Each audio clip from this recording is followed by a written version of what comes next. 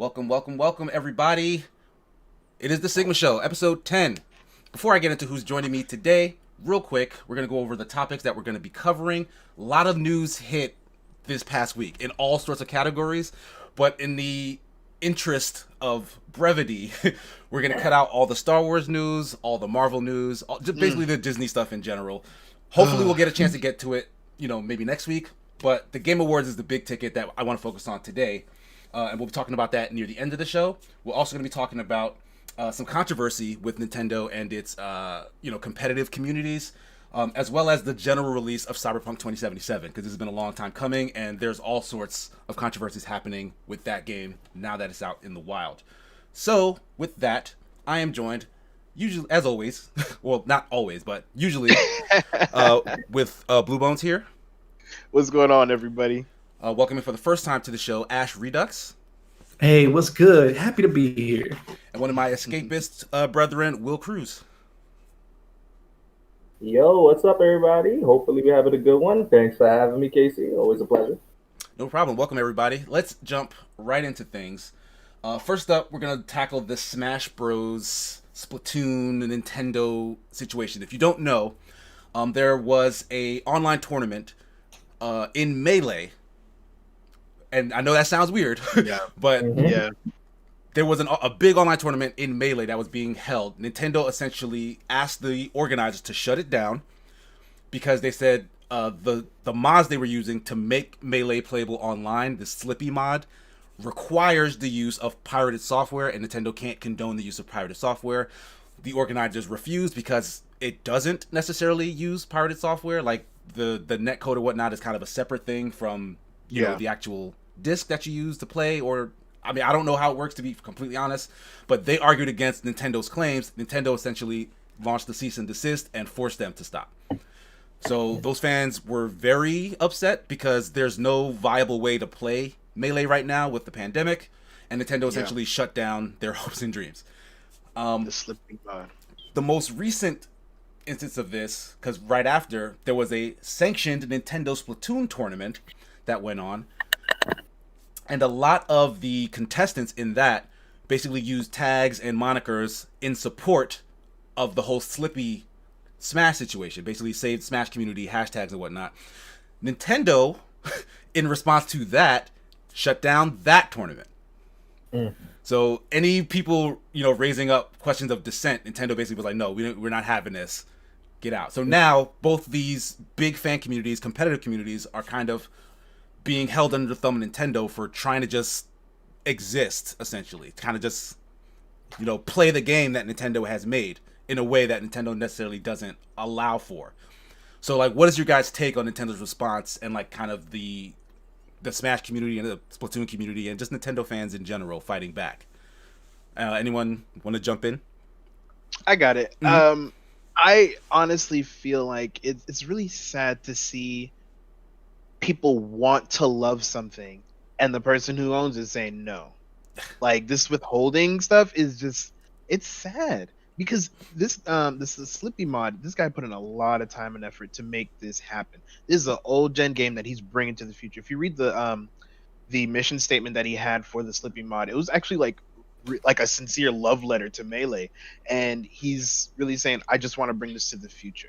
We're not trying to overshadow nothing else, but we love this game. We want to do it. And the fact that Nintendo doesn't even seem to try to be on board with that. And then when other fans from the Splatoon community say hashtag free Melee, and they're like, you know what? We don't want to hear any of that. It's disheartening, especially because Nintendo relies so much on nostalgia. And I think nostalgia and our generation of players, we've been funding this for the longest time, and when we love those classics, I don't think we should be punished for it. We should not be punished for it. You know what I mean? It's just sad to see, and it's not clear what their motive is, but it's just sad to see the fandom really just smacked in the face, essentially, and not just from one game, but the whole Nintendo fandom is getting smacked, and it's sad. Will, how about you? Did you have thoughts on this? I have weird feelings about this, just because one, obviously, when you're doing something like this, you're not really attempting to raise any hairs or cause any issues. Realistically, like you're saying, it's a love letter. It's your homage. It's your way to trying to just express and spread that love and community. But also, Nintendo's Nintendo, and that's where it's just like, well, I don't know if it's just because they operate differently, obviously because they're not in the States, and they're more so it's just like, well, we have a brand to upkeep.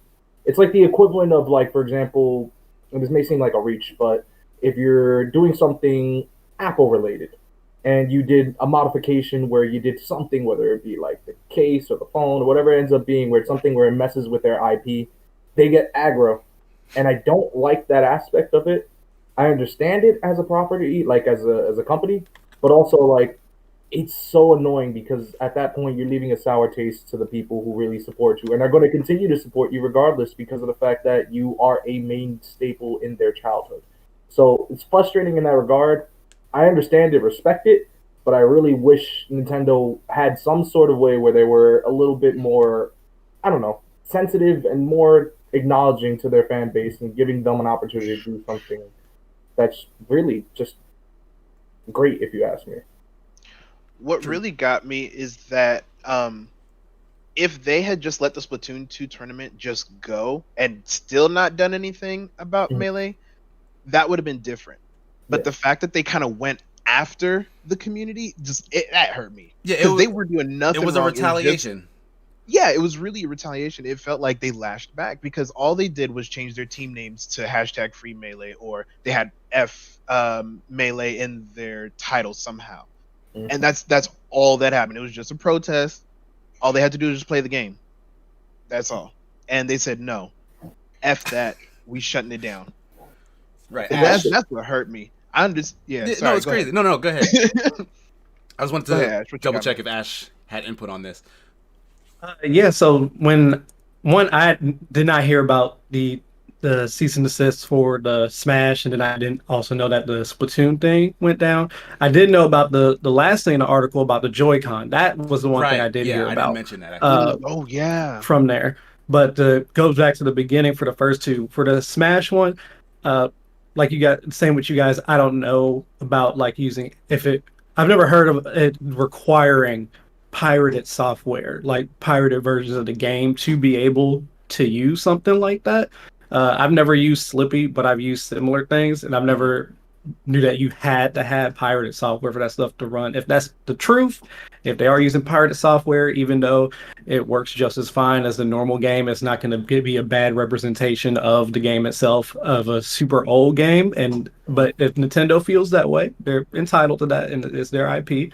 But if they're not using pirated software like they told them, I really don't see why they would be able to do a cease and desist, other than the fact of here's a game that wasn't playable online and they're playing it online. But why would that hurt Nintendo's IP? They added that to future games. Clearly that's something that they probably wanted back when they made Melee, but people weren't about to use that back in the day. So and I think they're like the 64, no, not the 64, the GameCube, that when it can go online, that was like extra attachment or something. Yeah, they'd have a port for a network adapter. Yes.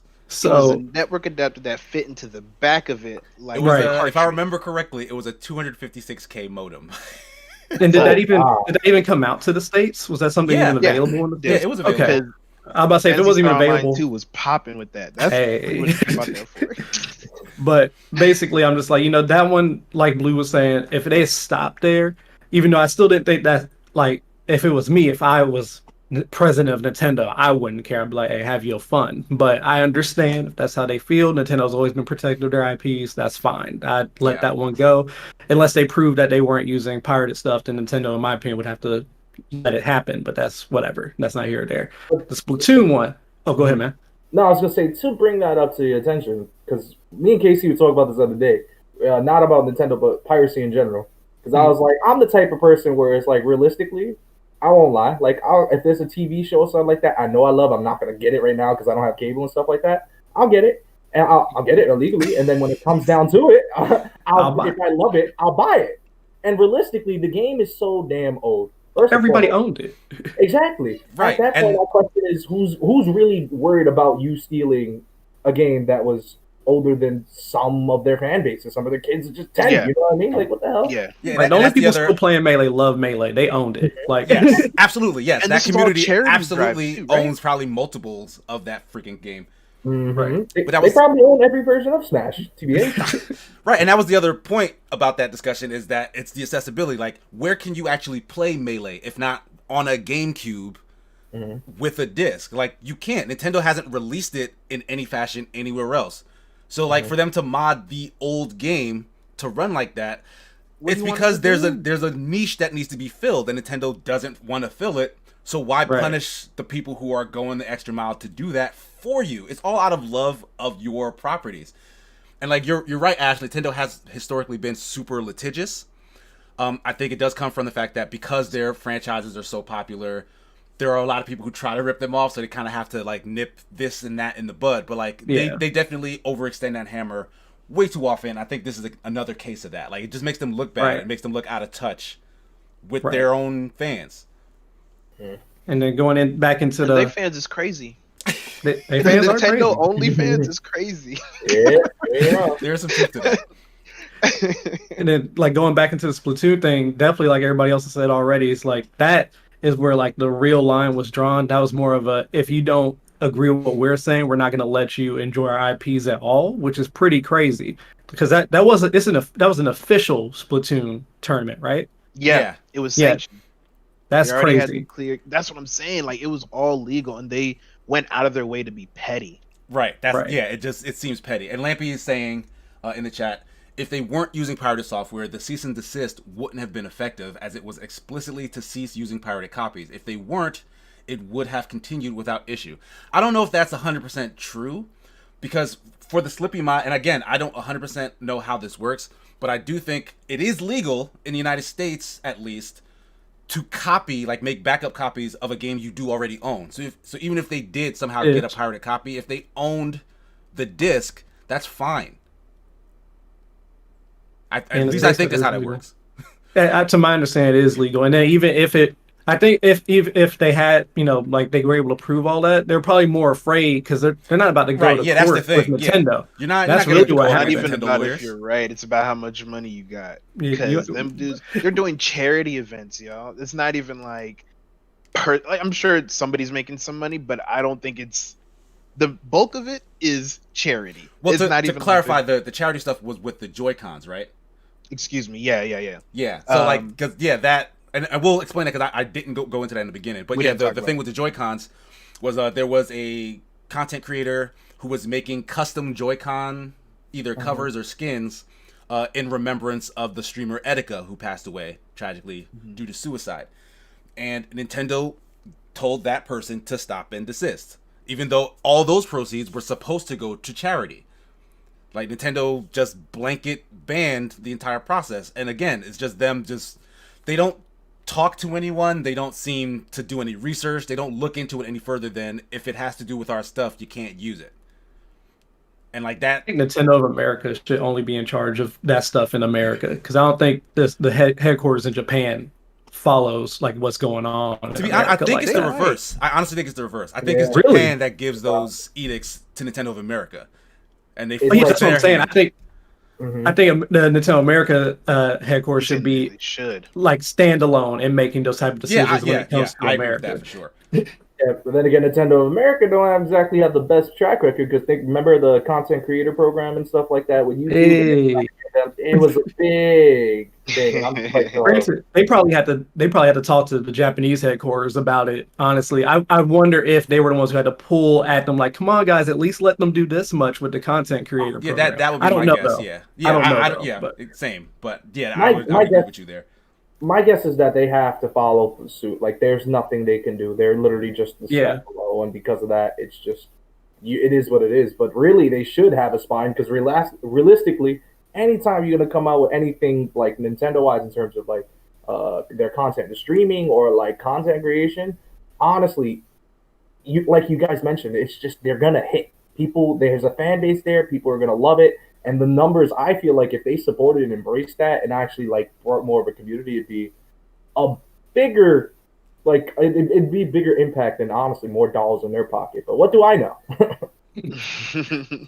Yeah, it's like when we see these crazy decisions, there's always something in the back of my head like, there's got to be something I don't know that makes this make sense because this seems greedy, this seems petty, this seems damn near evil. Like, Well, here's you know, I want to address what Lampy's saying because he's bringing up some good points. Also, TV One Up Gamer who says it's frustrating to be sure, but it's their online self-hosted sandbox / game at the end of the day. Like it is Nintendo's world to kind of control in a sense. That is a fair point. But Lampy's saying it's legal to make backup copies, yes, but not to use that with unauthorized emulators / hardware, only as explicitly allowed by its original use. Again, Nintendo is well within their right. I agree. And then Lampy also wants to clarify the Joy-Con one. Nintendo's objection was about the use of the Joy-Con name and the logos on the skins. The creator was given the choice of removing the protected IP, and they chose to remove the items completely. So, yeah, I don't know what that's about. Because that seems a little more fair in my instance, like just take the Joy-Con name off of it. But I mean, that's what those things are called, so that I guess that makes it more difficult to sell in that sense. But I do want to bring up the point that I think what our sentiment here, like collectively, and correct me if I'm wrong, is that it's not Nintendo isn't not allowed to do this. Is that they're going through the trouble of doing it? Like it doesn't necessarily hurt their business to let this kind of stuff slide. Because it's out of love for their property. It's not malicious. It's not designed to undercut their sales. Like, what I'm thinking is probably the case is Nintendo's like, you know what? That's a really good idea. Let's stop this from happening so that down the road, we can basically put on the Switch Virtual Console an online version of Melee and then sell that for $30 You need that GameCube emulator by now anyway. Right. I feel like this is just to protect stuff that they want to sell in the future. And it's a conspiracy theory on my part because I have no information to prove this, but yeah, like it just seems like a way to just ensure that they're the only ones who can profit from this in any capacity, or that they're the only ones who get to be known for this kind of thing, even if someone else maybe beat them to it. If you're asking me about it, Blues, go ahead. Just real quick, and just to kind of back up what Sigma said, I don't necessarily question the lawfulness of what they're doing. It's just the intent, and it's just the how it's affecting the fans, the clash that's affecting the fans. That's sad to see. But yeah, you got it, bro. My thing is this, all right, and because I don't know legal stuff, I can barely speak English. I'm an idiot, so keep that in mind. But when it comes down to it, the way I look at it is just like look at it as any game developer, or look at your favorite game. Like one of my favorite games is like Monopoly. It's a board game. Who cares, right? Mm-hmm. It's a long game. People are arguing. People fighting. It don't make no damn sense. But the thing is that if I did something, right, and it was like I don't know, like a tournament or something like that. I don't know how they do a tournament in Monopoly, but let's just say we got people trying to see who could be the best billionaire here. And we did something like that for charity, and then Monopoly as a brand decided, you know what? Let's sponsor this, or let's put something where we can actually shed light on the situation. I think that handles it better than as to let's just ignore it entirely, or let's just make it go like this. So when Casey's talking about it, I agree 100%. Like, there's no malintent in what they're doing. I hope not.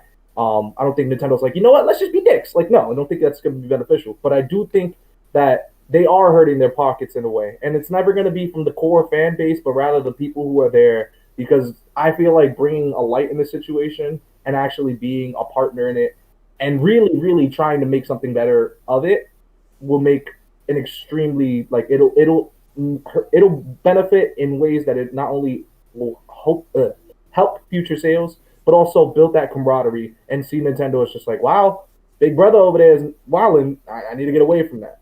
And, you know, with the Etika Joy-Con situation, I've heard mixed things about it. I've heard that he was the person who's producing it was attempting to do it for charity purposes as well for Joy-Con Boys thing. Mm-hmm. But then I've also heard other things. So I don't really... It's like, oh, well, a part of it isn't going to just manufacture. So I'm like, okay. So I don't necessarily... So you've heard rumbles of some... I've heard like that in between chatter. Well, I don't know if it's like an actual conspiracy theory or people just bugging because they're Mm. angry. Sometimes that just happens. But That happens, yeah.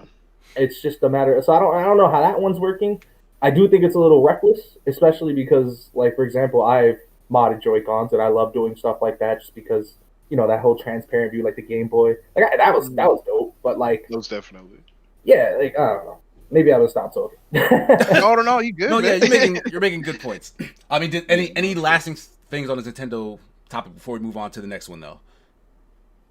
I hope Melee has a Phoenix-like resurgence in 2021 somehow. Yeah, To be outside of all of this other stuff, I do think that people do need to move on from Melee. Like that's just my 2 cents. Like, just focus on other games in general. Like let Melee have its rest. It's done enough for the Smash community, I feel like. But that's just me. Wow. The people who love it are gonna love it forever. Let them play it then. But we'll move on to our next topic. Cyberpunk 2077 is out in the wild, and it's been getting a smattering of reviews from lots of different outlets, big outlets. The scores are kind of all over the place. First bit of controversy that I want to bring to light: CD Projekt Red only allowed companies to use stock footage that they sent with any reviews that they published at the embargo date until a later date, like I think 2 or so days after, like 1 or 2 days after that first date, they could publish reviews with their own footage. But on the day 1 of the embargo being lifted, you could only use CD Projekt Red's footage. They also didn't provide any codes for consoles. Wow. So there's only the Xbox One and PS4 versions out in the wild right now. They didn't allow any of those codes to go out to any publishers for review. So we ended up with some high scores in some places, some middling scores in other places. No one gave it like outright garbage scores. But after people got their hands on the game, especially the console versions, it was riddled with bugs. Like all sorts of funny ones, bad ones, people having to reload save games, genitalia clipping through clothing, like all sorts of weird and funny things. But in general, it's kind of brought up this big discussion about, hype, about the games media's coverage of, games and kind of like the production process that CD Projekt Red put into use to get this game out to reviewers and out to the public kind of after they kind of dodged what they thought would be, maybe negative reviews on a certain version of the game. So like, I haven't started my game yet. I watched my boss Nick play like the first couple hours recently. But what about you guys? Have you had experience with the game yourselves? What are you thinking about the backlash? I mean, I've been. No, go ahead, Ash.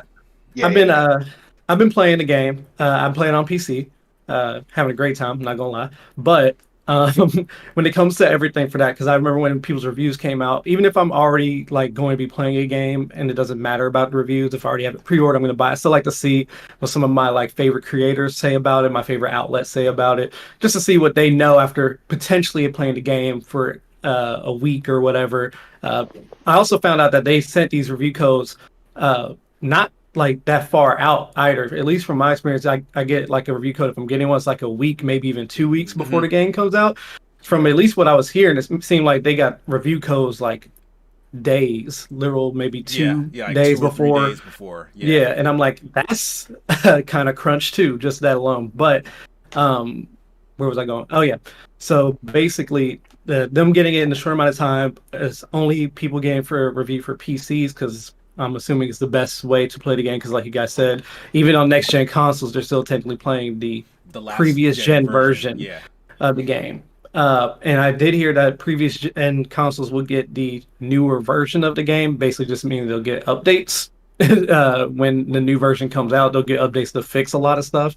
Obviously, it's not going to be as intensive as the one that's actually going to be next gen because the previous gen console won't be able to handle that. But yeah, when I was watching reviews, everyone kept saying, "We just want to let you know we are using stock footage and B-roll provided by CD Projekt Red, and we cannot use our own gameplay." That's enough red flags as is, and that was on the PC version, strange, right? Which even it still had bugs. Don't get me wrong, but the fact that they had to still use stock stuff anyway, even for PC versions, which are the best versions out right now of the game, it's crazy. I understand, they're like, oh, Hopefully, we'll put out day one patches and stuff that'll Yeah, take care there of a was a lot of day stuff. one patch Yeah, it to was a confirm. decent Yeah. size too. It was a decent size too. But they're probably like, we'll try to clean this up, and then before people put out the embargo they've using their own footage, we'll have the console version looking a little bit better. I'm sure that's what they were going for, but it was really messy. I know a lot of people were upset that the game is that running that poorly on previous gen consoles. Obviously, the game's been since 2013 was when it was announced. Yeah. Even if you account for them getting dev kits way before, because people were like, "Oh, we saw we didn't even see a PS4 5 until August." I'm like, well, they got dev kits way before that Yeah. for next gen, but And they also still, had like, PC specs to work off of too. yeah, and they, from my understanding, they were fully more so looking towards PC as being their main place anyway. But still, if people like they were saying, I do agree. It's like since 2013, this was meant to be on a previous gen console. I would have, even though my experience has been fine so far, I do understand why people are upset. They're like, why is my experience this bad for a game that's been in development since 2013 that was originally intended for older PC hardware and my previous gen console? So I get it. I get why they're upset. I do feel like there's a small part of like the hype getting everybody too excited for them not to see some of the red flags, and not everybody does as much like research as I'm assuming like all of us here do when stuff is coming out. We actually we're Yeah. looking at stuff. We look in actual journalist posts all the time. Some people only look at reviews and nothing else and just watch hype trailers. They don't have any inkling otherwise. Someone like me, I'm looking at games like Red Dead Redemption 2 and Last of Us 2 and how hard it is for those to even be on last gen consoles. And I'm looking at this game, which people were like, oh, this game isn't even as big as Red Dead 2. I'm like, maybe the map size, but this is much more condensed. This is an actual city, not a bunch of like Texan wasteland of deserts.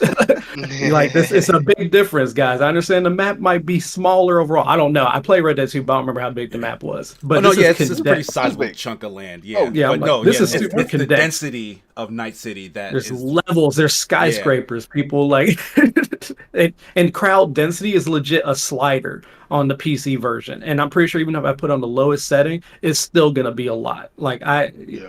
to an extent, after seeing that game and when it first came out, even back in 2013, I was like, how is this gonna run on a PS4? I was in shock, in shock when that happened. I understand optimization, but there's a limit to what hardware can do. Yeah, and apparently the So I answer feel is it on it both doesn't. sides. It doesn't. So I feel it on both sides, but I definitely am more so, even with all those feelings, still more so towards consumer, just because I feel like they should know the average consumer won't think about those things, and they're just going to see that game looks great. I want it on what I have, especially since it's hard to get a next gen console, even if you can afford one right now. It's like this is all I have. I want to play this game now, And I with can get the free upgrade promise, later. yeah, with that free upgrade, like it So- just makes sense to buy. Like that's what I did.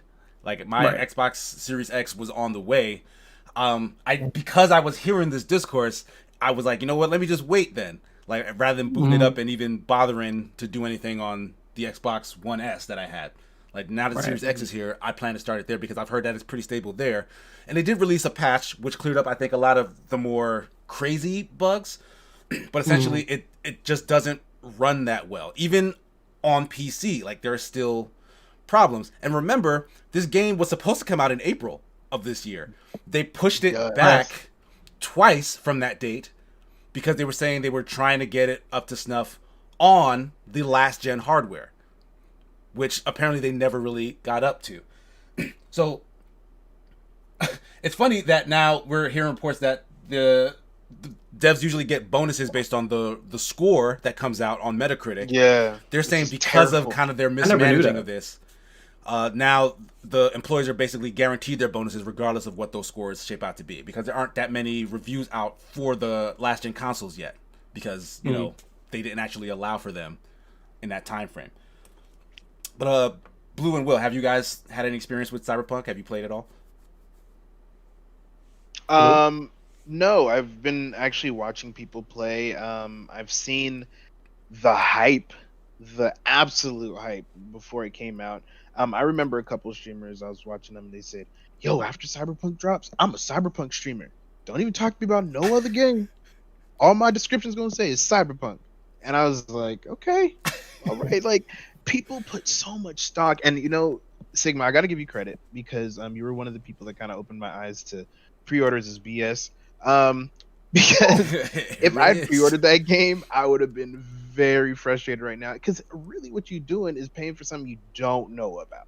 Right. Like, in the slightest. And it's one thing to not get spoilers, but it's another thing to see how it's running, to see what the gameplay looks like, to do some research first before you spend some money on something. So I think I read a report that they had gotten back all their money. Like, they had I think I just saw that recently too. Day. Yeah, they already recouped all their dev costs. Yes, all of their costs, and it's just like, all this money came in from a game that people don't know. People that, like, we just fantasized on what it could be. And remember all the death threats they were getting for pushing the game back?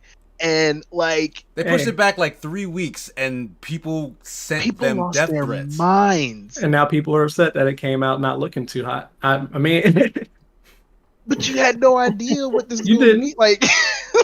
they should have showed people, like, just literally showing people, like, this is what it'll look like if we release it right now. Do y'all want us to wait? Do you want to only be a PC time exclusive for a minute? Which y'all won't. Like, you can let us know. This janky mess, or low key, I wonder if the shareholders could have a place, because I know, like, a lot of that money comes from, like, the money that they're getting from the shareholders and stuff, and they expect the game to come out at a certain point. That's why some games get rushed anyway.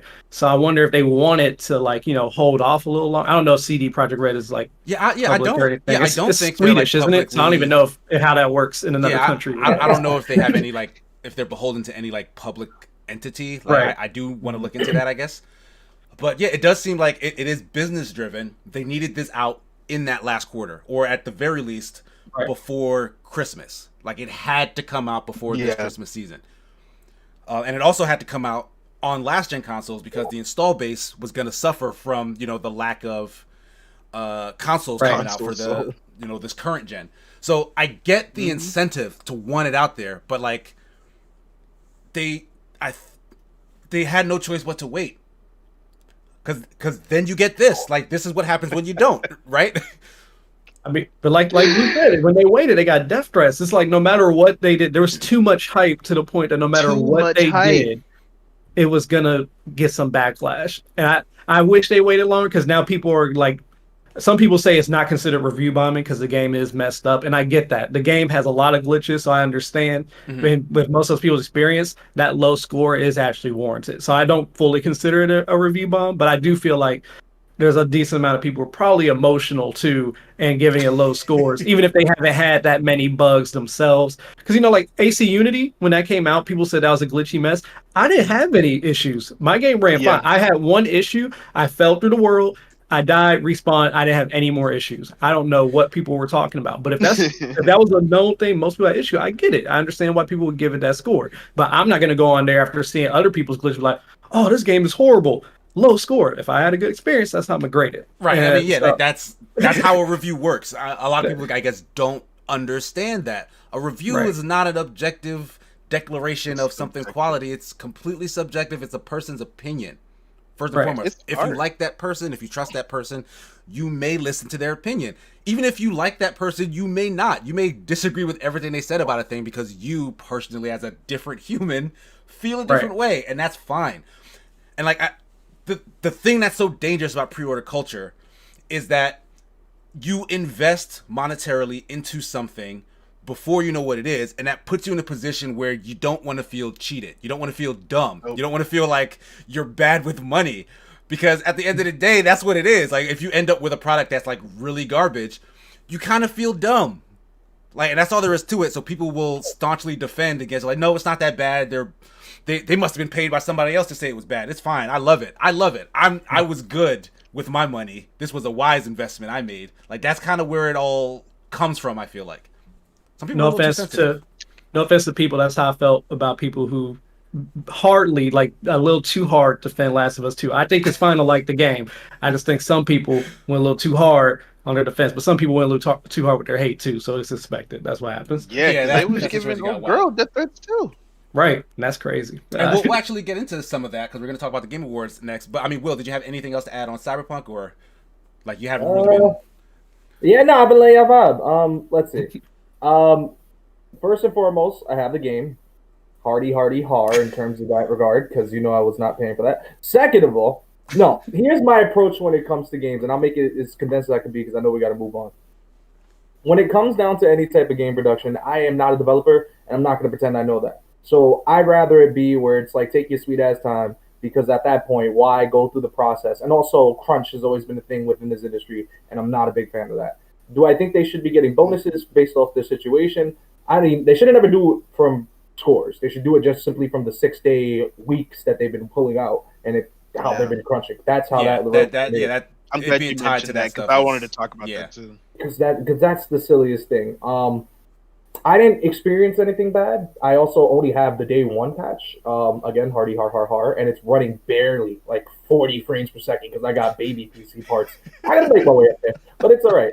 But also, I've always been, and when I was younger, I was more so in the pre-order category. This would have been something I probably would have pre-ordered as an ignorant games at GameStop. But as I've gotten older, I realized for me, it's as a consumer, I play the waiting game for the long run. Not only because of reviews, not only because of pricing, but just because sometimes it just takes time for you to really be like. Sometimes as a reviewer too, I'll spend so much time within the game, my mindset's in that, and maybe I had a bad taste in one experience, and then I'm gonna jump into something else that could be completely opposite. But I may have that bad taste in my mouth, so I just need to take a second to like breathe and not think about it, and just move about my life before that thing comes on. So for people who are wilding and they're just saying, "Hey, I'm gonna send death threats," get a life. I'm gonna be mad that the game took too long. I'm sorry. There are other things to worry about. This is just not the biggest of the concerns. So for people who are stressing out and review bombing it, like actually reviewing it for emotional reasons, stay on Metacritic, I guess, because that's the only type of thing I think that makes sense. For me, I don't personally care if the game is, as long as the game is playable, I'm not really worried if I'm 4K, 2K, 1080p, 720p. As long as I'm playing it and I'm having a good time, and I'm not worried about like I can't literally play the game, then that makes sense. Everything else, Definitely. I'm not gonna stress about because guess what? I have other shit to worry about. Like it's not that big of a deal. Real talk. Well Like said. people got to grow up. That's People what it really is. gotta grow Yeah, up. it's a complete lack of maturity to kind of just lash out at people because you didn't get a thing you wanted. That's a whole other thing. We'll move on. Let's go into the VGAs, the Video Game Awards. Myself, Blue, and Ash were actually on a stream together watching them live. It was a real fun time. Yeah. But the first thing on this topic is something that's super important to me. The initiative. Microsoft's quoted quadruple A studio. Like they've pulled people from a lot of other very big name studios, people who have made Sony exclusives, people who have made some of the biggest AAA games in the industry. Microsoft poached them, put them in Santa Monica in a studio, and gave them the license to Perfect Dark. The best first-person shooter on the N64. Yes, it's better than GoldenEye. I will die on that hill. Ooh. It's not a lie. It's the best experience. But the point is, the fact that they the fact that they want to do right by this IP speaks volumes. Because the initiative, like, this studio is the answer to the question that everyone has. Like, that one concern that everyone bugs Microsoft about. Oh, they don't got no exclusive. Or if they got an exclusive, it's not on Sony's level. That's the whole purpose that the initiative exists for. And they told them, hey, do whatever you need to do to beat these other games that are sitting at this super high pedestal. And they went, let's remake Perfect Dark. Like, that blows my mind. Let's do what the consumers are asking for. What a crazy I'm idea. so excited for this. Like, more than anything in the last, like, people, I don't feel like other people are as hype. And I'm kind of happy about that because maybe their expectations won't blow, what this game turns out to be out of the water. But like, I love this franchise so much. The possibilities of what they can do with it, with all this new tech, with all the talent at their studio, like it excites me to no end. So hopefully I can dial my hype down. But like, what do you guys take on Perfect Dark coming back? I was never a Perfect Dark fan. I've seen the game around growing up, and I didn't hear necessarily bad things about it, but it was never popular in my circles. So seeing you lose your mind over this on such an old game, and then they're bringing it back with these amazing developers, it actually kind of gives me hope that this might be a new favorite of mine in the future. Also, going into it with no prior knowledge of this story, I'm really excited about that. Mostly because, like I said, there's people that I trust. We were talking about this before, you trust certain reviewers. Sigma, I trust you. If you hype about something, I'm definitely take a look at it. And there's other people that have been looking at Perfect Dark and had the same response you did, or similar, I should say. Yours was up there. Doing a lot, Casey. Doing a lot.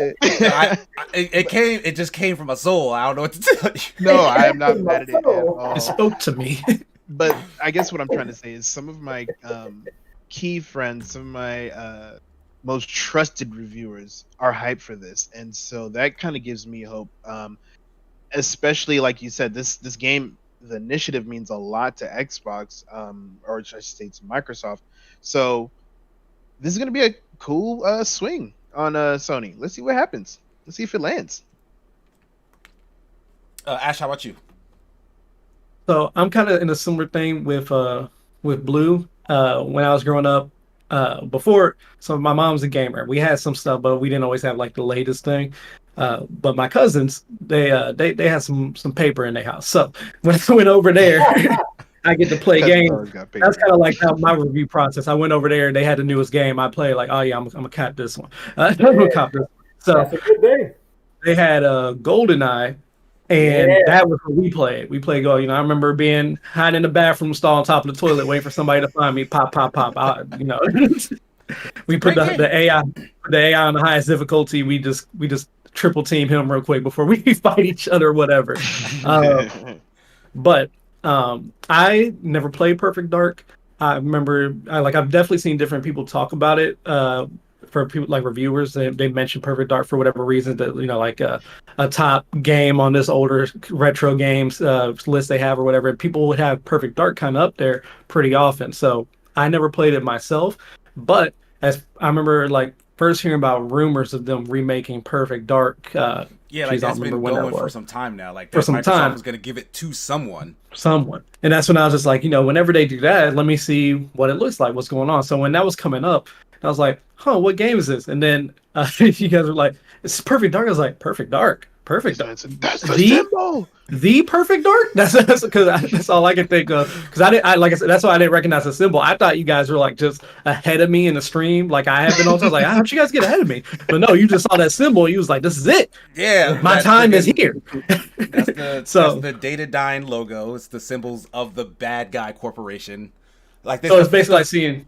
It was like they gave you a clue right before they showed Joanna Dark herself, and then they showed the actual logo. But like, yeah, it's the first mission in the game. Like you drop on the roof of the Datadyne Corporation and you infiltrate whatever. So like, it's super like iconic to people who I love that game. It'd be like me seeing I don't even like Resident Evil like that, but like me seeing the obvious Umbrella logo. Yeah, like I know what it is. I know what's about to happen. Right. So when you got that hype, I was like, oh wait, this is Perfect Dark. I honestly started getting a little hype just because I knew how much other people would be excited for it. And then I just and after seeing what they were showing, I liked what they were showing with their little trailer there too. Obviously I want to see actual gameplay, but I was like, oh man, this is pretty cool. So even though I haven't played before, I'm pretty hyped to do it. And although I am in agreement with everything you guys said, I don't do pre-order culture like I used to. But I've gotten to the point where there's certain devs or teams that I trust with my pre-order money. Mm-hmm. So like when they did Persona 5, I trusted them with my pre-order money. I had no question about it. Breath of the Wild came out. I trust Nintendo with that pre-order money because I know I'm going to love Legend of Zelda regardless of what they put out. It didn't matter. That's the only time I pre-order. If I know I'm gonna want something this after I start seeing some gameplay and stuff, and people who played the original tell me, oh yeah, that's looking good. That looks like it'll have the same feels, just be a little bit more modernized. If they tell me stuff like that, that might be something I think about pre-order, even though I'm not as familiar with it. Mhm. But that's basically how I go for. That's how much I'm kind of excited for. Is that even though I don't know anything about Microsoft's trying to use their the initiative studio to try to push out those exclusives and stuff like that, but because I like you said, I know they want those to be good, they want more Yeah. exclusives to build up. I can think like just off of that, and after I see gameplay, after I talk to people who are fans, if all three of those things line up, that'd be something I might even think about pre-ordering. That's where I'm at with my hype, so it's up there even though I know nothing about it. That's what I got. No, I feel that. Gotcha. How about you, I'm Will? on What was your that take? opposite of the spectrum because Casey likes it, I hate it. No, honestly, I don't. This is where I differ from the group. I don't really have the coalition, right? Has created the Gears of War 4 or 5. Did they do the whole thing? No, they took over after Epic Okay. split with Microsoft on. Well, I mean, they didn't. We were owned by them, but Microsoft took the Yeah. IP after 3. I think People Can Fly did Judgment, and then yeah, the Coalition was 4, 5, and whatever else. All right. So this is where my thing kind of goes. I don't really have a good backtrack with the coalition. I don't care for Gears 4 or 5. It's one of those Game Pass games that I'll play, but I would have never purchased a day in my life. It's one of those things where kind of like Halo for me. 1, 2, and 3. 4 and 5. 5. Because it's a new studio, you're saying. Like it's gonna be a thing, and I'm very excited for fans to be able to jump into it. I'm gonna obviously give these things a try, especially because I still have Game Pass, and I'm gonna go in this soon because it's under there. It will be there, so it's definitely something I'll give a shot. However, I don't really have much excitement. Will I think it'd be that game that's like we're gonna bring people from PlayStation? That's just me though. I'm hoping that it ends up being something that's great because honestly, Xbox needs something. I'm still gonna say that to this day because I Right. from 2000 forever. Honestly, go ahead. You're Ron. absolutely right. I was gonna say I totally agree with you where this has to be a good right hook in Sony's face. Mhm. That's what I'm excited to see because they said, okay, no, we actually winding up for real right now. We about to do this. Yeah, I And feel it's like that- they have all the cards lined up for it to reach that. Like, you're absolutely right to be skeptical. Like, this is a new studio taking over somebody else's IP, and we have seen it kind of falter in that respect. The initiative is brand new. They do not have any other track record. Like, the devs who make it up have track records of coming from, greatness and whatnot. But yeah, the initiative themselves, they've never made a game until this. So, like, you're right to be skeptical. it's the one thing where it's more so because this seems like the sort of game, and correct me if I'm wrong, Casey, where if they enhance it in the proper way and they make it feel like it's a great remaster, then it'll do fan service and it could attract more people. As to if it does a little too much and strays away from the fray, it could potentially be the shot in the foot. Am I wrong there, Casey? No, there's some truth to that, yeah. But I kind of disagree in the sense that I don't think people hold Perfect Dark in the same esteem as a lot of other classic franchises like GoldenEye. Like, remember, they did try to do a new GoldenEye like forever ago, right? They called it Rogue Agent. It was supposed to be like a new take on it, updated. It kind of bombed because they really didn't do... It really wasn't very GoldenEye at all, right? No. Perfect Dark is lucky in the sense that it has a cult following. There's a small collection of people who really stand that game, but as a larger entity, the gaming universe only really remembers GoldenEye. Because again, I don't think a lot of people played it. Like, I think folks, because you needed to get not just the game, you need to get that expansion pack thing, the little red dot, the little red dealie that you plug into the front. It didn't function properly without that. It was that in like Donkey Kong 64 that required it. So like, it was a lot of people just never bothered. It was a brand new IP. GoldenEye is tied to the James Bond license and whatnot. It was a brand new IP. It's essentially the sequel to GoldenEye. If you loved GoldenEye, think about GoldenEye 2. Like, that's what Perfect Dark was. Yeah, but you know how that is on every aspect of that game. But you know how it is sometimes. People get one thing and they just didn't know what they expected, what they wanted. Then they get it. It's good. and then they get more, and they're like, it's a little like too much of something can over. It can leave I do think like if you watch the little dev diary that followed, like they didn't put that during the Game Awards. It was like on the Xbox Wire news feed. It's like a 3-minute or so interview where the devs are talking about like some of their ideas, how it came to be, blah, blah, blah. To me, it actually does sound like they're trying to do their own thing with it. Like they're not trying to retread Rare's game. They're like, we wanted to take that universe and we wanted to explore it. We wanted to bring it to this. So I don't think this is even a sequel to the original Perfect Dark. I think this is like their version of Perfect Dark. So it's going to be like a relaunch of that world, of those characters, with the initiative basically kind of leading it forward. So again, I'm excited. Like you're not excited. I mean, you're right to be skeptical, but I don't know. Like the initiative, it's a bunch of industry vets. They have a ton of money behind them. Like I think this could be something big with that IP. Like I'm very much hyped. Like I can't deny it. I'm very hyped for this.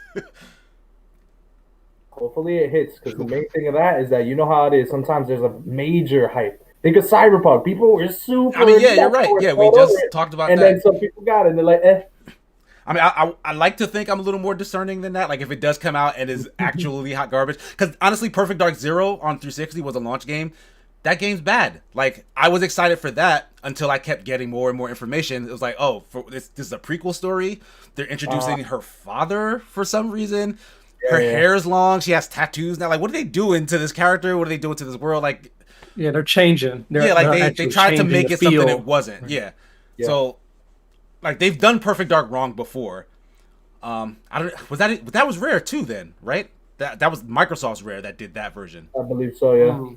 So yeah. Oh, it is on the Rare Replay, so I'm gonna. Yeah, it is. Yeah, both those games are on Rare Replay. So yeah, if you haven't played Perfect Dark, remember, like GoldenEye, doesn't hold up great in terms of controls. First-person shooter controls advanced wildly after the N64 PlayStation 1 generation. So it's not going to control the best, but if you can get past that, the mission design, the story, the characters and stuff, they're actually still really good. That world is fantastic. Like, Joanna Dark as a character is fun. The bad guys are fun in that game. Like, there's character development. Like, you start to empathize with some of the bad guys. Like, it's a great game. I absolutely love that game. You're lighting up like a child. I love it. Yeah. Quick question, actually. Yeah. So obviously that was like a CGI. Well, and at least I'm assuming that was in my opinion a CGI trailer. But CGI, yeah. Do you feel like they're going for more of a remaster type feel, or they're going all like Final Fantasy VII remake type feel? No, I don't think this will have. I don't think this will have anything to do with the first game. I don't think they're trying to copy that story at all, beat for beat. This is the same world, the same characters. Completely new, just a relaunch. Yeah, like a complete relaunch. That's what I'm getting from what story change. When you said that the trailer, like that was kind of reminiscent of the first mission. It was, and I think that's purposeful. Like they wanted, they wanted to make sure that the fans found out like right beforehand, got hype, and then saw the character unleash all the hype. Okay, right. That's why I thought you meant like it looks like they might have been doing a remaster or a remake. But I'm absolutely sure that they will have like homages to that stuff. Like they'll hint here and there, but I personally think that they're looking to just relaunch it entirely, which I think is good for it. In a sequel or like a reboot? Like a reboot, yeah. Think the more recent Tomb Raider trilogy. Like just reboot it entirely. Just reboot it. Okay, gotcha. I'm here now. Following. So, with that, let's move on to our next topic. We'll try to move a little faster through some of those. But big news in the Smash community: Sephiroth has been announced as the latest Smash character. What are you guys' immediate reactions? I did not think I was going to be hyped for another swordsman in Smash. I don't know why. Final Fantasy VII, I've never actually played it, but I loved Advent Children. I loved the movie. I thought it was super dope. I've seen a lot of people do the remake. I've never actually spent the time and played Final Fantasy VII, but I always thought Sephiroth was super cool. I did not expect to see him come through in Smash, and I thought he's a dope addition. Yeah, that's my initial reaction. All right, Ash, Will. Ash, you got it? All right. So I also haven't played Final Fantasy. I mean, I played a little bit of the original. I bought the original just so I can play a little bit because I'm like, eventually I need to play this game. There's a reason people still hold it high. It has to, like, obviously it's gonna have older mechanics of an RPG, but it's still going to be a good game. I can still appreciate older games that were good, regardless if it's not even without nostalgia. But after also with the Final Fantasy VII remake, which I wanted to get, but I'm like, you know what? I'm just gonna wait till they release all the parts, buy it all together, and just experience it at one time because I don't feel like doing the chapter thing. So I only know very little about Sephiroth. I've seen him destroy planets, and I've seen him kill a woman. That's all I've seen him really do. Basically. That's all I know. I still think that down smash that they showed is the same stab that he did to her. I swear. I don't know. Yeah, I think they did that on purpose. Because they showed him like do that right behind Zelda. And I was like, that's hilarious. I love that. So just because of the references and stuff like that, it looks like they did some care. I mean, they always seem to do care when they bring in outside of Nintendo IPs just as much as they do for those that are a part of the game, which I love about Smash. They really try to hit home to how that character would fit in that universe. So I love that.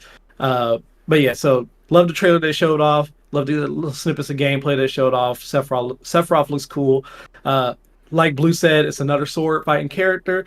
Everybody always gets to talk about how they're tired of all the swords. I actually only play with sword fighting characters. So, you know, I'm not that good at Smash anyway, but I only play with sword fighting characters. Huh? You playing today? today? Are you gonna jump in Smash Sunday today? I don't have a Switch anymore, so Okay. I still need to re-get my Switch. I have side note. I have Fire Emblem Three Houses. I paid $100 for the limited edition Season of War, and I never got to play it. I sold my Switch couple weeks before the game came in, and I've been sitting here looking at it since it came out. Very depressed, but that's such a good game. That's great. That game is fantastic. Oh, yep, no. and I love Fire Emblem. Yep. Oh, you'll love this game. Eventually. Thanks. Thanks for reminding me. But yeah, so Sephiroth looks really cool. I'm happy to see him in there. And honestly, low key, Sephiroth, like I said, I haven't seen like how he fights and stuff, but low key, he doesn't even look like a sword fighter to me. Like it doesn't look like Sephiroth was like trained to be an actual swordsman. He just looks like he come in and wrecks your life. That's what Sephiroth looks like to me. I'm serious. When I look at him with that, both him and kind of Cloud, but Cloud I've seen like gameplay of like the remake and how he looks when he fights. I don't know how Sephiroth looks, but all I know is to me when I look at Sephiroth, it looks like he just looks like he's really fast, really strong, really long blade, and like basically knows the future. That's what he looks like to me. It looks like he just is unbeatable low key. And then you beat him, and then he does his ult, and it's like, oh, so we just destroyed a planet. How are we still here? I don't know. Who cares? But yeah, so I think it's cool. I can't wait to see what his ult looks like in Smash. I'm assuming obviously gonna look very kin. Yeah, I think the 17th is when Sakurai does the sit down. Ooh, yeah. I can't wait to just see the full cinematic experience of him destroying the stage or whatever. As soon as he sliced the whatever light thing from the game, oh man, I was like, wait, they were struggling against this thing. Except they were struggling, and one stroke, look, just with his, what kind of entrance is that? The best, I guess. But I will have. I'm sorry. All that's hype. I think it's a great addition. People still want Sora and Smash. I hope they do it just because people won't shut up anyway. So that leads to me because that's all I wanted. Nah, I don't have a problem with Sephiroth thing in it. Again, Final Fantasy knowledge is very, very limited. But I seen the trailer. I was like, why does this man look like he's really about to wreck our life? I just had no. I was like, yo. Am I gonna have? Because I have Final Fantasy. I'm like, am I gonna have to launch this? Like, what's the vibes with this right now? But I'm excited because I know people are gonna love it. It looks like I'm hoping it's not gonna be like where it's not unfair to fight, but there's some type of fighters where I just don't want to come across. Like for example, if I see Ganondorf, I'm like, don't come next to me. And like it's just because I'm not a good Smash player. So I'm very excited to see what ends up being because Smash has this rich character lineup, and I still want Sora. I know it's never gonna happen, but I would die for a Goku or something like that. I know it wouldn't make sense. I know it wouldn't add up. Goku probably lose for some dumb stuff like, oh, I gotta eat, but whatever. But it's exciting, and even though I don't have a Switch, I'm very excited because literally before the awards was on, I talked to my brother-in-law who plays Smash competitively. He was just like, I already know it's gonna be. I'm like, no way, you're capping. Absolutely not. It's like, bro. It's like, I'm like, how do you know these things? He's How like, did he know that?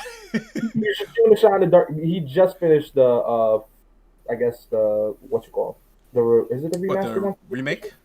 Yeah, the remake, and maybe he was just high for that or something like that. So I was just like, dog. And I called them directly after. I'm like, I fucking hate you. He spoiled it for me. Yeah, I was like, he's like, you can't know what's going on, but he had a feeling that was just going to be something within Final Fantasy. So happy to see what happens. That's interesting. Because my take was, I was more so shocked that Square Enix they continued to work with Nintendo, because ever since Cloud last game, they haven't done anything. Like, they let him come back, but like, they have the least amount of music from the franchise. They have no other spirits in the game from the franchise, as far as I know. Like, Square Enix was kind of like ignoring Nintendo's calls, it felt like, when Ultimate came out. So then for them to be like, you know what? Here's the big bad from our... Throw you a bone. Yeah, I'm like, oh, wow. So, I do think that that's cool. You guys know me, like, I'm kind of averse to the more anime-leaning characters coming into Smash, because I feel like there are too many of them now. Like, there are too many characters who are just, even though they are video game characters, they're basically just anime boys or girls. You know what I mean? Like, I kind of just wanted something more out there, more left field than that. But in the grand scheme of things, that kind of crossover, like more Square Enix stuff, like more Final Fantasy music, hopefully making its way into Smash, I think this is cool. And like, from what that trailer showed off, his moveset is probably going to be pretty different, especially with that ridiculously long sword. Like, yeah, it'll probably be fun. Sakurai is really good, like Ash mentioned, at just translating characters into the Smash world and just giving them unique and cool mechanics to play off of. And like, every single brand new character just adds so much more depth and technique and countermeasures and whatnot to the already massive roster. Like, any new character I'm pretty much excited for. Sephiroth, I'm glad that a lot of other people are excited. For this to be that big of an announcement, though, it kind of tempers expectations for what the rest of the DLC is going to be in my head. Because I'm like, what can they do to beat that now? And I very much want them to. Maybe it won't be exciting for everybody else. Lampy mentioned Perfect Dark cross Smash. You know what? That happened already. If you don't know, like in either, I think Melee. Is there a trophy or something? No, the remote mine. That item is literally the remote mine from Perfect Dark. Like, if you look at it, it's that game's model. So, like, that happened. So, I wouldn't be super surprised if somehow, like, their relationship with Microsoft is real good right now. Microsoft probably wouldn't say no if they wanted it. So, I'll just say it. I'll throw that out there. I just wanted to say, too, sorry. I'll make it quick, but I got you. They definitely, Microsoft and Nintendo definitely been getting more along ever since, before, because I remember like when something was going on with Sony, and you could basically see on the side Nintendo and Microsoft are shaking hands for the whole like partnership with their online services and stuff and everything. Yeah, so they definitely already have more of a relationship going for that. But honestly, that's how I felt. How you said, like, how are they going to top that? I've been feeling that a lot, honestly, for the characters that they've been bringing in. I was super surprised when they brought Joker from Persona 5 in. That's just it made sense, but at the same time, I just didn't see it coming. Like, my mind would have never thought you never bring in but we had to we had to do it. Sorry, I set it up unintentionally. But you know, it's just like they keep putting in care, like and they said left field. To me, Joker was kind of left field, but like you said, it had the anime feel. I mean, it has an anime itself, so obviously. But I'm guessing that means you enjoy like Steve from Minecraft, and that's like he's a very fun character to play with, and against. And it's just, like, he has a ton of crazy tech. Honestly, Petey Piranha Plant was a left field character for me. I was like, it's still Nintendo. Like, it makes sense, easily can fit in, but I'm just like, a piranha plant? What? So, no, I love what they're doing with Ultimate. Hope it keeps going. Like you said, they keep trying to top it. And honestly, they low-key don't even need to make another Smash game for a while. I don't know when they're making They called this one Ultimate, which, you know, essentially means it's the last one. But who knows? Right. I'm like, they make a new console, just port it over and just keep Ultimate X. Add new textures and just keep going. No, sorry. The last thing I wanted to say about that, I thought the cinematic was super cool because it showed how savage he is and family friendly. The scene I'm thinking about is specifically when it looked like he killed Mario. Yeah, like he looked like he impaled him. son. He's like, yo, I'm here to play. I'm here to play. That's what he said. Like, I'm here, but I'm here to play. I like that. I thought that was cool. Because he's Sephiroth. He's like, I'm better anyway. I ain't got to prove He's that. like, That's how he he's a probably nerf felt. sword, but I'll Like I'll use only 20% of my power for Smash. It's fine. Unlike Ridley. Exactly. Ridley killed when Ridley shot. Yeah, really. Ridley was Really murdering. killed I was like, oh my god. But Jeff is mentioning we got Master Chief in Fortnite. Why not Smash? That actually leads us to the next topic. Master Chief is making his appearance in Fortnite. Will, how does that make you feel? Because I know you're probably the biggest Fortnite fan here. Already beat. Nah, I copped them immediately. Got 2 Vic Royales with them. I wasn't even mad. Then I switched to Kratos. Got a Vic Royale with Kratos. Come on, Right, bro. and yeah, and Kratos recently also got thrown in there. So you have a Sony mascot, you have a Microsoft mascot, and those characters are playable on everyone else's system. Like, it's not locked to anything specific right now. So like Really Star Wars too in there, right? Yeah. Mandalorian. Mandalorian just popped in there. What is a little bit annoying is that they do have specific things that are exclusive if you played. So, for example, as Master Chief, if I have an Xbox Series S or Series X, if I play a game with Chief, doesn't matter if I win or lose, I get a different alternative skin for it, which is cool, but also kind of annoying because if I'm just playing on PC or if I'm playing on the PS4 or even Switch, it's like, what the hell? It's kind of annoying. It's that little extra incentive that's there. And same thing applies with Kratos. You play with the next gen with Kratos, you end up getting like a all gold skin. I'm like, yo, this man's a badass. What is going on? Yeah, But, they do try to make some exclusive stuff, but the base character at least will be seen and playable on all versions of the game, which I think at least is a good compromise. It's a good thing because it's just showing how things are kind of opening around. Because it was funny because I wrote an op-ed like a little over 2 years ago saying Fortnite's becoming an advertisement.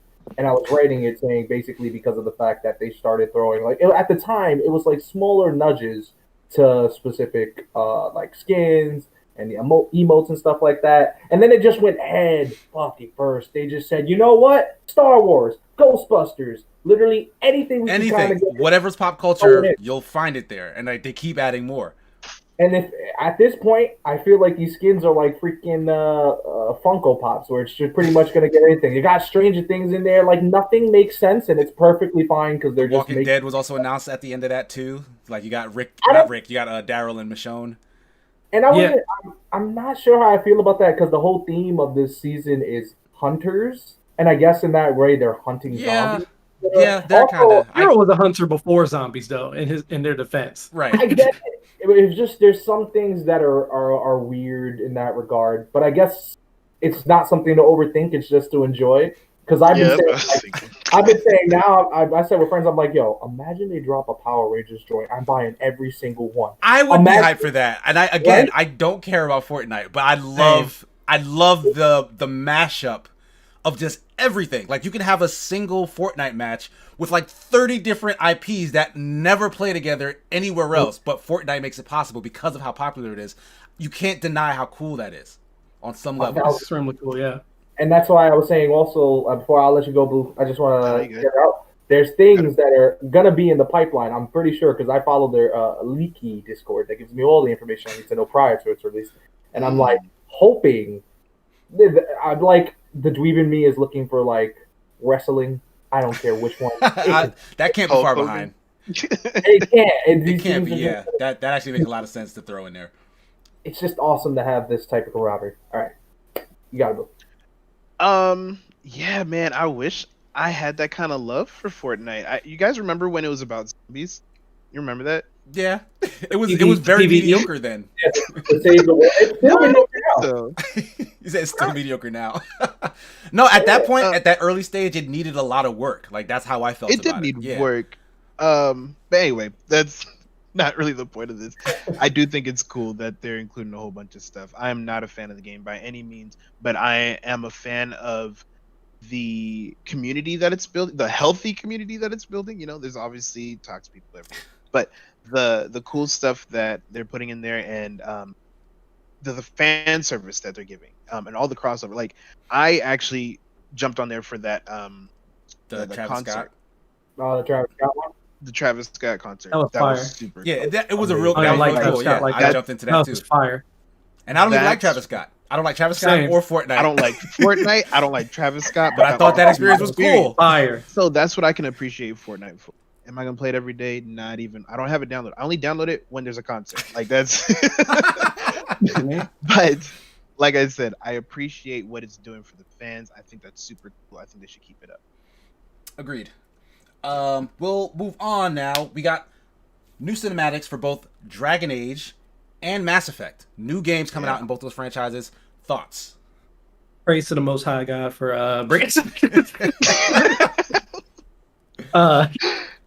for Dragon Age, sitting there looking at it. I remember I was like, "Yo, what is this? This is pretty cool." And then I started seeing. I was like, "That looks like Dragon Age. That looks like Dragon." And then they show what's Solus. Solus, yeah. Yeah. And I was like, "Oh, Solus, my fade master, my fade expert right here. Yeah, let's go." So I'm excited that it's there. So now, Blue, you said Solus was in the first, because I never played the first Yeah, game. he's been through like the whole Dragon Age series, Okay. as far as I remember, and he has been that Fade expert. And he's always kind of just shows up and like, all right, I'll teach you how to not die from this stuff. Right. So, because at first I was like, okay, so this is a guarantee sequel. But since he was in the first game, for all I know, maybe it's a remake from the original one, a remaster. Maybe they even want to reboot the series since people were starting to have issues from later entries or whatever. I don't know. Still got to wait to find out more about that. But I'm excited. I've been waiting for a new Dragon Age, and that's coming from someone who still technically didn't finish Inquisition, even though I was close to the end. But I didn't finish it. I forget what came out. You know how it is. Backlogs are backlogs. But you know, I when I saw that, and then for Mass Effect, I actually when I start when we split up, me and Kiba split our channels. The first thing I was gonna do for our playthrough was for my solo playthrough was gonna be Mass Effect. I was gonna play through the entire trilogy. I have the whole trilogy on PC. I got some mods to make it like look better for the older games and everything. Ooh, I was okay. gonna play through the whole thing, and then literally when I had it all set, I had a nice little banner. It was looking good. Did some nice little Photoshop editing and everything. As soon as I did that, rumor Mass Effect trilogy getting remastered. I was like, do I do it now, or do I wait when the hype will actually be back? So I was like, I might as well wait. I might as well wait for the hype to come back for the newly released. Even if I start playing the older games, but right before the game comes out, if I don't get like the remaster copies, I might as well wait. So I remember hearing about that. So I was like, man. As soon as I heard that, so it was nice to see them showing when they announced that about the Mass Effect remaster. What was that, last week when they actually officially announced it, or it leaked? Yeah. I forget which one. No, I think they said it was coming last week. Yeah, but I don't think we were expecting a trailer. Yeah, then a trailer for an actual new title. So I'm like, wait, whoa, I wasn't expecting that. I don't know what some people didn't like Andromeda. I thought Andromeda wasn't bad. They definitely changed some things, but it's still don't look at me like that. It was so boring. Like it was so boring. Like See? I played like the first 2 hours and like I just felt nothing. And like I love the original trilogy. Like I love Mass Effect so much. Andromeda did nothing for me.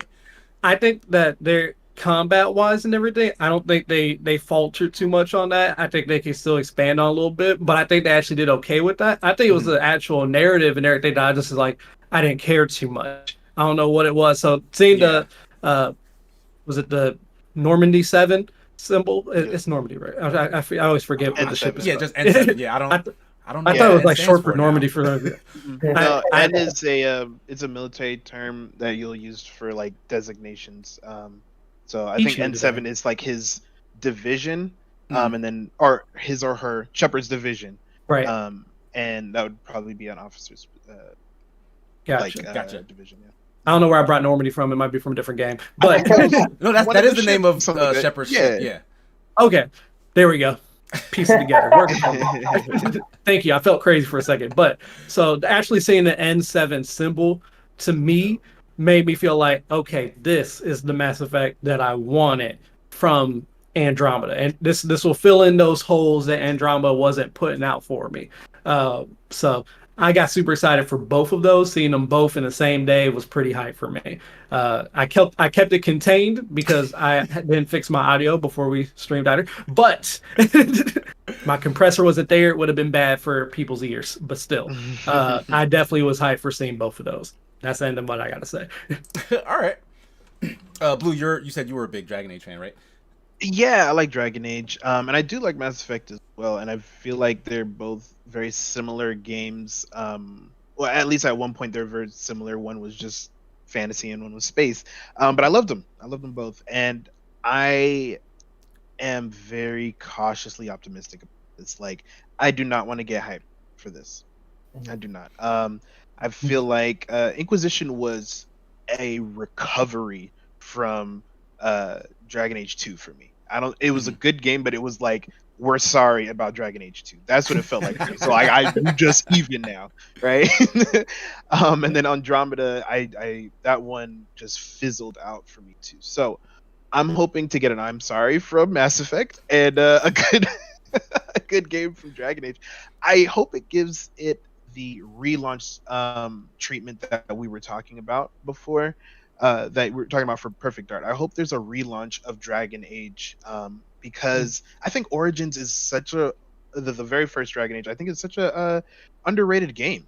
I feel like it did so much for a half action, half tactical RPG that was just set in such a vast world that interacted with your character so uniquely, depending on your background and then what you did moving forward. And that's kind of BioWare thing anyway. Mm-hmm. But it was, at its time, I feel like it was way ahead of its time, in my opinion. When it comes to the interactability, it almost gave you that huge MMO feel without being online.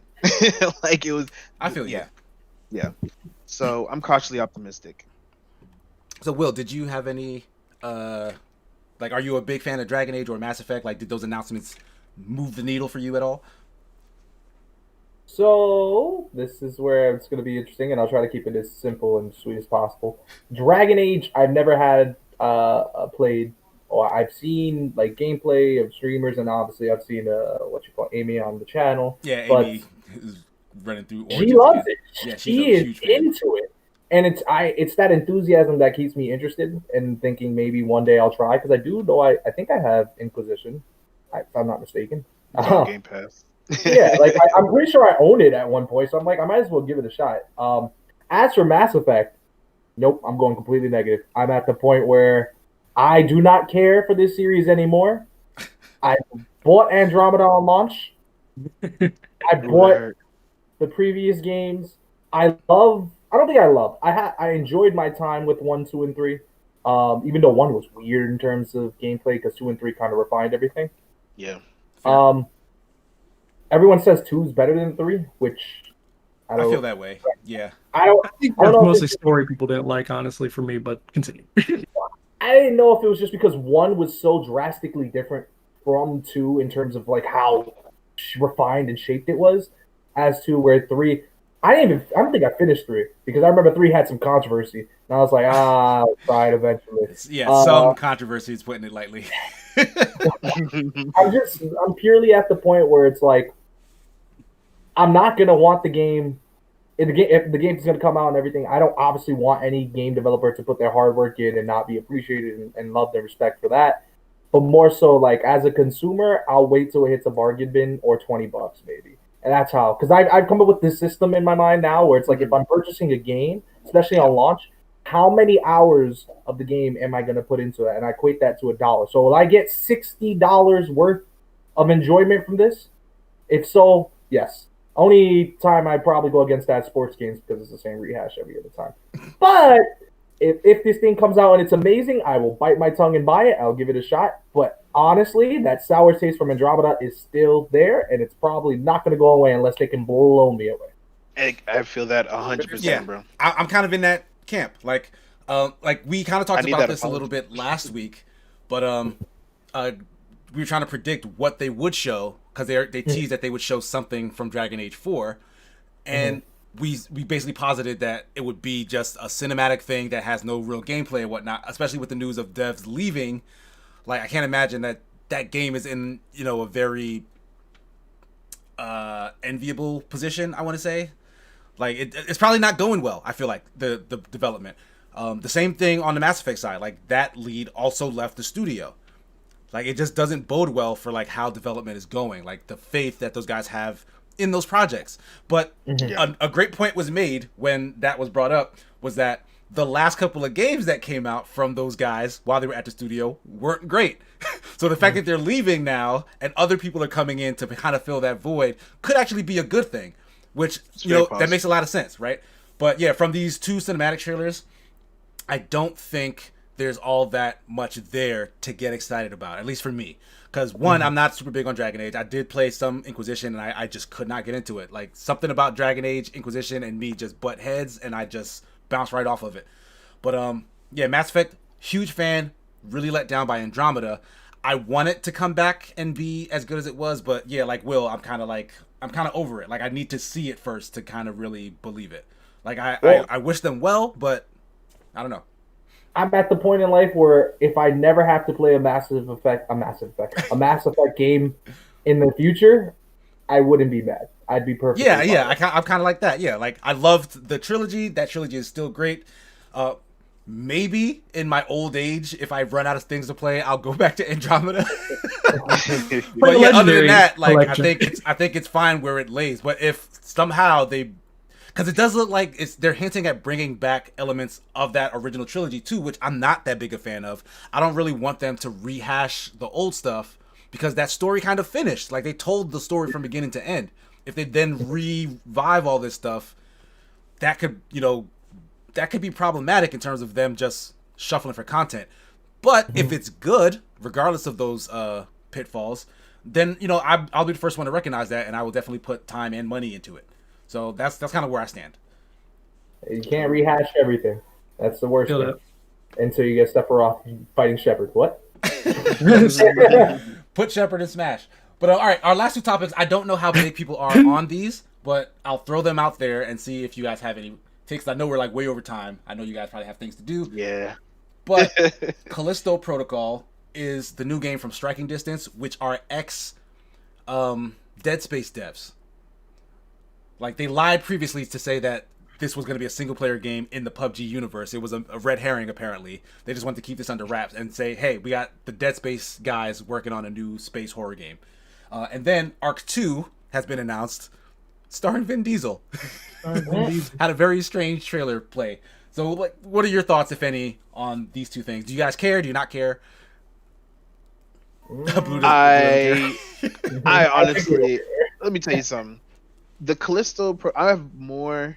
You know me, I don't do horror games. I think I'd probably buy the Callisto Protocol before I buy Arc 2. Arc 2 looks so cheesy to me. I'm tired of Vin Diesel. His face. What did normally, Vin Diesel do to you? I'm just tired of it. Groot was cool. Staying Groot. You know what I mean? But other than that, that's how I feel about Chris Pratt. Every time I see Chris Pratt doing something new, I'm like, we get it. Yeah, dinosaurs. Shut up. Yeah. So, I'm not looking forward to Arc 2 in the slightest. And I don't do horror games, so Callisto Protocol is not necessarily be on my radar. But I do wish all these games well, and the fans of them. Usually, there's no fans. I just want everybody to have fun. Ash, anything about these 2 drops? I kind of like horror games, and I say kind of. I'm very particular on what horror games I'll play. I don't play anything that's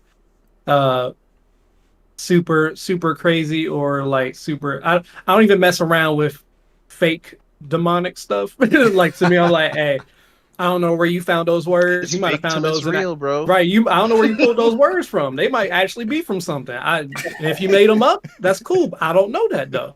I don't know that. If you gonna use some stuff, use some Latin. I know some Latin. I learned at school. And so Latin dangerous anyway. It is, but at least I know what you're saying for some of it. Like, I'll pick out some words like the demon. Nope.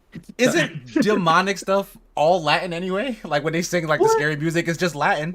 Or it's like Aramaic or some of those. Yeah, it'll be Aramaic, it'll be Latin, it'll be something like that.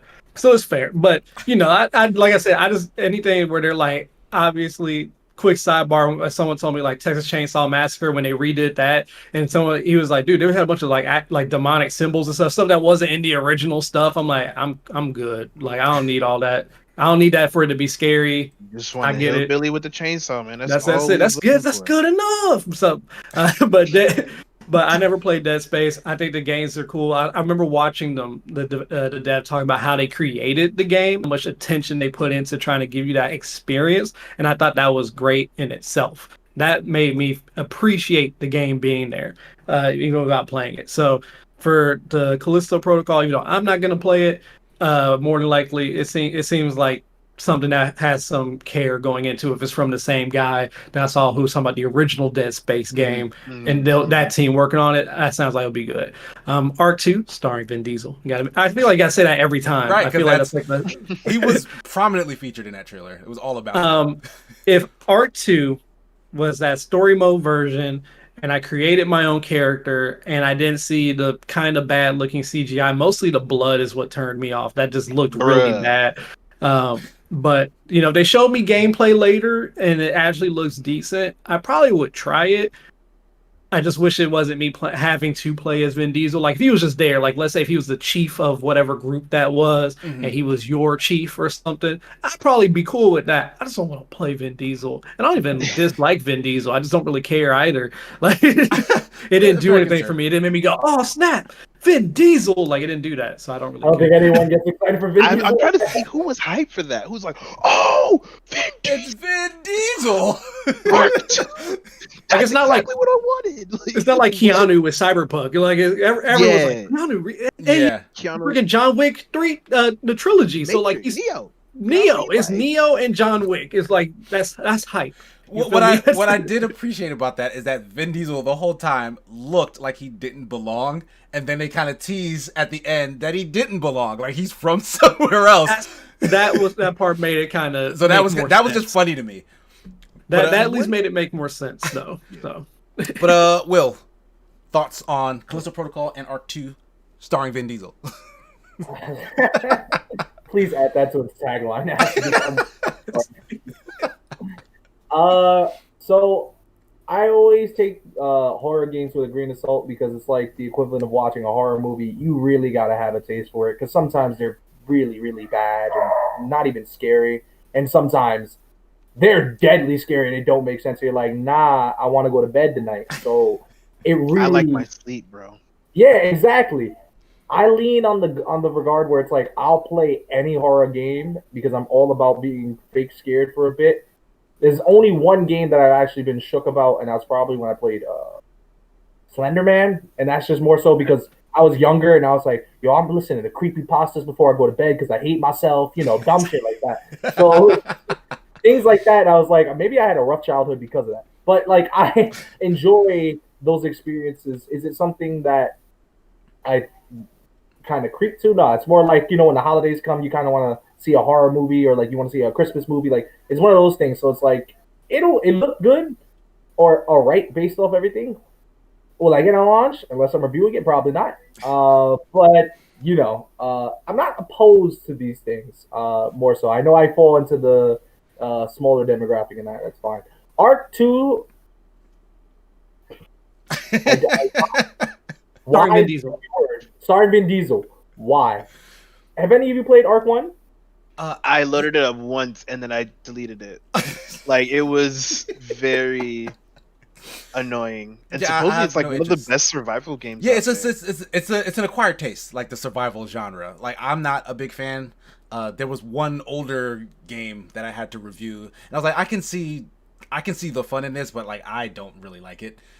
But I mean, as for me, again, like also I don't like horror games. Like I don't necessarily get scared with them. I just don't like the gameplay mechanics in most of them, where they kind of just they throw a bunch of stuff at you and give you very little to do with. I feel like that's not fun. Like the tension of you being underpowered isn't fun for me. It just frustrates me.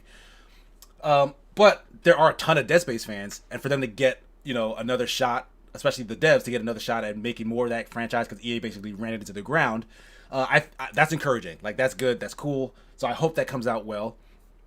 Yeah, Arc 2, starring Vin Diesel, just seems weird. Like, but it's a big franchise. There are a lot of people who are playing the first game. If this second game is more like that, I think that they'll be happy. But I think if they're making a hard left turn to turn this into some kind of single player experience that's story driven, I don't know who was asking for that. Like, I don't know, maybe that fan base does want that, but I don't think anybody else does.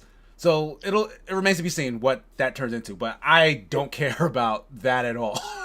It looks like it's during that hard turn to appeal to a better, the more broader audience. Because at that point, if you ask me, the ARC audience is very niche. Yeah, I would agree with that. But I feel like it would hit a broader audience if it wasn't Vin Diesel. If it was almost anybody else or just a generic dude. It's just like, okay, when I see that, I'm like, oh, I have to like Fast and Furious to play this. Like, that's how I feel. I have to really enjoy the pacifier to enjoy the pacifier. It could be leaning in that direction because of the fact that it's so maybe it knows the fact that it's gonna go in that corny direction. Kind of like a horror movie that leans into the fact that it knows it's bad.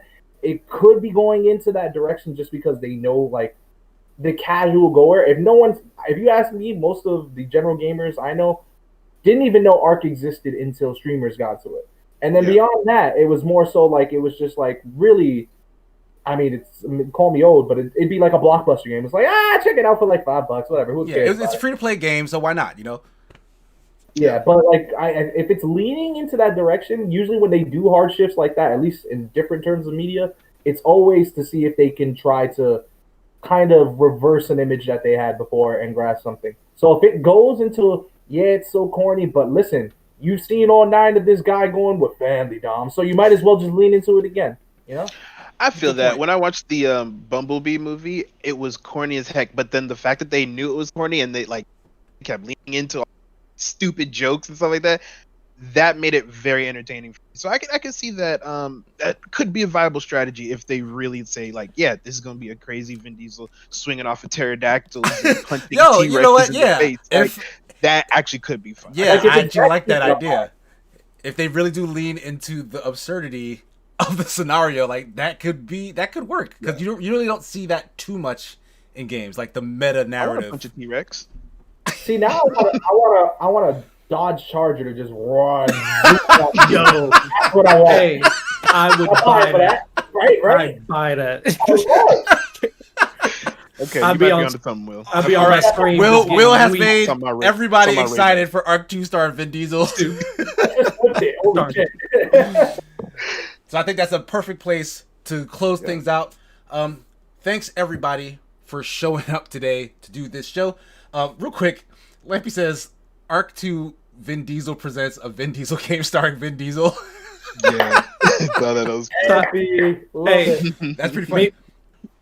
Me and my friend used to make a joke about that for all Tom Cruise movies. Always Tom Cruise the movie. Like that's that's all it is. Yeah, he's the same person in every movie. But yeah, sorry. Go ahead.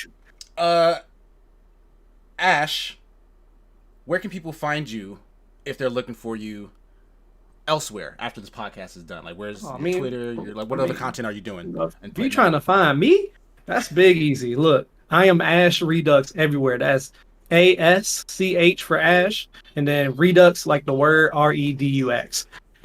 You can find me on Twitter. You can find me on my Facebook gaming content creator page has been created, but ain't nothing there. But you can still follow. Be ready. And make sure you check me out on Twitch. That's where I am primarily. Also at Ash Redux, ASCH REDUX. Come check me out. I have a good time. That's about it. Yeah, I'm everywhere. Thanks. Blue, where can people find you?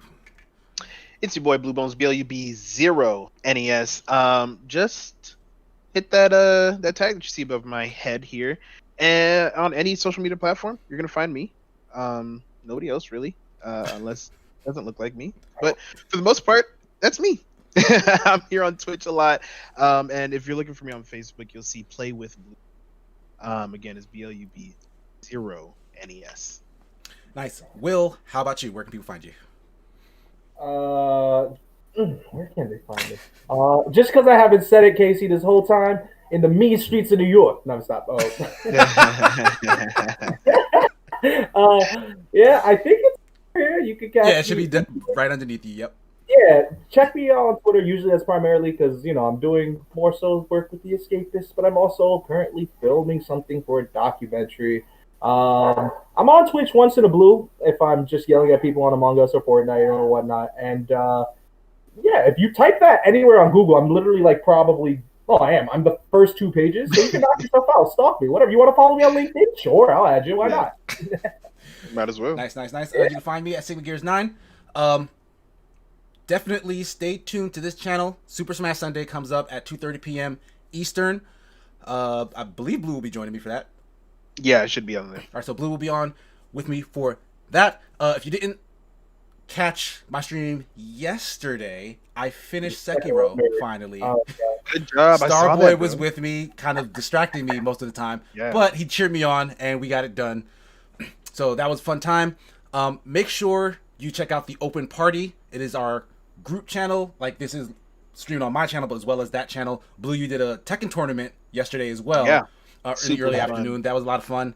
A lot of people came out to that. So follow everyone's here's Twitters, follow their Twitches, share it around, please. We really appreciate everyone who comes through to the chat. Thanks everybody in the chat.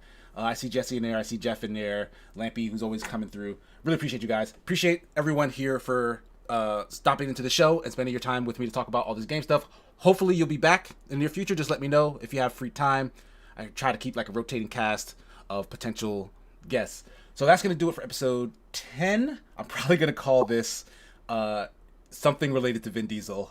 Yeah, it's gotta be. That's it right there. Featuring starring Vin Diesel. Starring Vin Diesel. Okay, that's probably what I'm going to name this episode. But thanks everybody for stopping by. That's it for the show. Peace. Deuces. Is- Trade.